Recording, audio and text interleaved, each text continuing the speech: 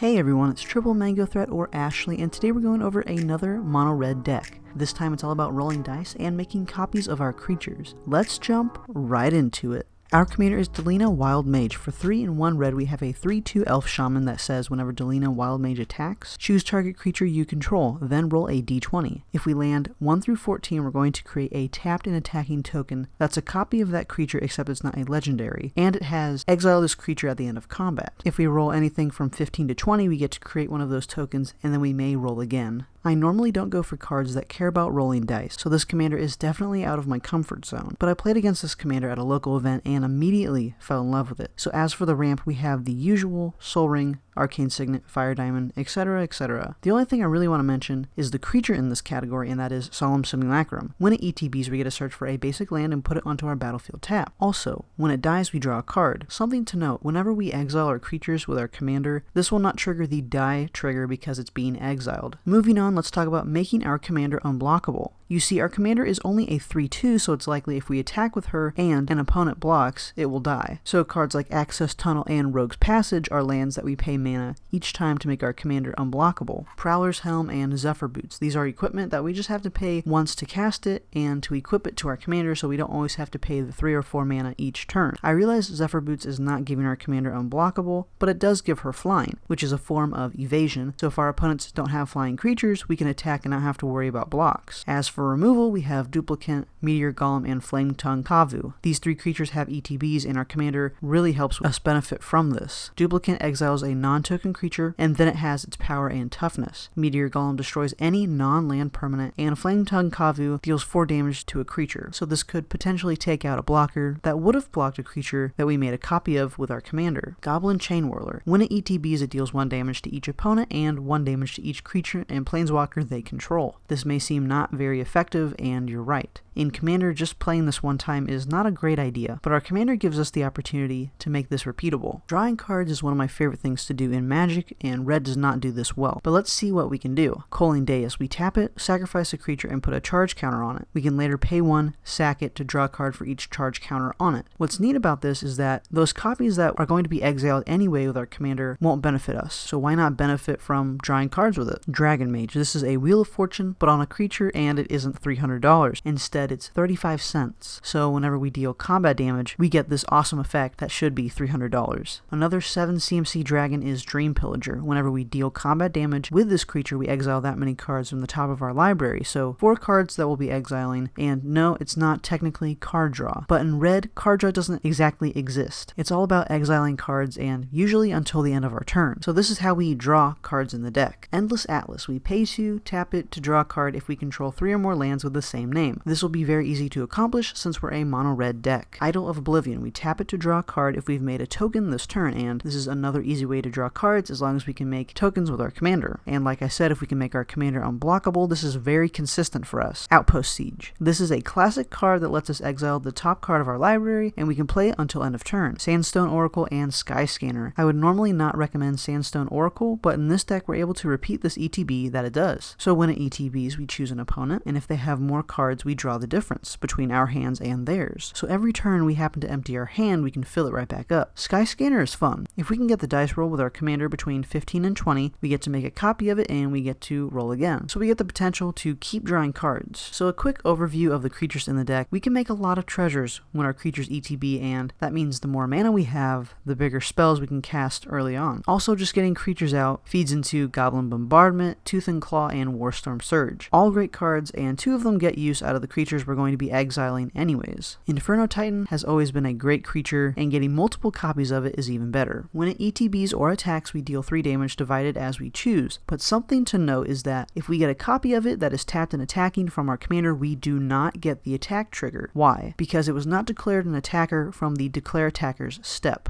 Moving on, we make tokens with Beetleback Chief, Mogwar Marshal, and Siege Gang Commander. Sweet cards already, but again, the more copies we get, the better. Mirror Battlesphere makes 4 mirrors when it ETBs, and we can later use those to deal damage to players or even planeswalkers. A few more cards I want to point out are Barbarian Class. If you would roll 1 or more dice, instead roll that many plus 1 and ignore the lowest roll. This is great for us. We can roll twice and get the highest between the two, so more copies, and this is every time we roll. Wow. Harmonic Prodigy. If an ability of a shaman or another wizard you control triggers, that ability triggers an additional time. Again, wow. So when our commander, who happens to be a shaman, attacks, we trigger that an additional time, so more and more copies for us. Fanatic of Mogus. This card can get us the win out of nowhere. When it ETBs, it deals damage to each opponent equal to our devotion to red. Well, when our devotion is 7, for example, and we keep making copies of this card with our commander, we can kill all of our opponents very quickly. The last card I'll mention is Portraiser. When it deals combat damage to a player, untap each creature you control. After this combat phase, there's an additional combat phase, and it can't attack a player it already has attacked this turn. So this will go infinite, and I'm personally not a fan of infinite combos. I won't go out of my way to find them, and that's just me. But if the game needs to end, this will do it. Thank you all so much for watching. If you'd like to purchase this deck, I'll have a link to it in the description down below, and if you purchase it through the link, you help support the channel at no additional cost to you. You can also become a patron to help support the channel and see your name at the end of these videos, as well as additional rewards. Be sure to comment down below and subscribe for more Mango content. I'll see you all in the next one. Peace.